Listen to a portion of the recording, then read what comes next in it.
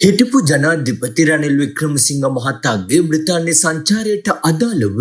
London නුවර ශ්‍රී ලංකා මහා කොමසාරිස් කාර්යාලයේදී සාක්ෂි ලබා දුන් හිටපු නිලධාරියෙකු වන අරුණ ප්‍රනාන්දු නැමැත්තාට වියදම් වශයෙන් රජයේ ප්‍රතිපාදන වලින් ස්ටර්ලින් පවුම් 650ක මුදලක් ගෙවා ඇතැයි එක්සත් ජාතික පක්ෂය නිවේදනය කරයි. සරෝජා සිරිසේන මහත්මිය ලන්ඩන් මහා කොමසාරිස්වරිය ලෙස කටයුතු කළ වකවානුවේ එහි ප්‍රධාන පරිපාලක නිලධාරියා ලෙස සේවය කළ මෙකී පුද්ගලයා පසුව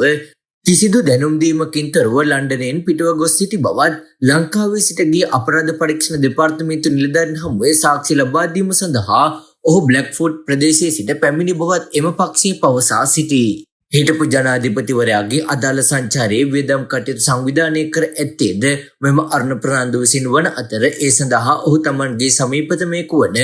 සායි මුකුන්දන් නැමැත්තාට අයත් ස්කයිවිං සමාගමේ ඍජු දායකත්වය ලබාගෙන ඇති බවද එහි සඳහන් වේ. මෙම සාක්ෂි එකතු කිරීමේ කටයුත්ත වෙනුවට බ්‍රිතාන්‍යයට පලා ගිය රහස් පොලිස් නිලධාරීන් 5 දෙනා වෙනුවෙන්ද රජයේ විශාල මුදලක් වැය කර ඇති බව පෙන්වා දෙන එක්සත් ජාතික පක්ෂය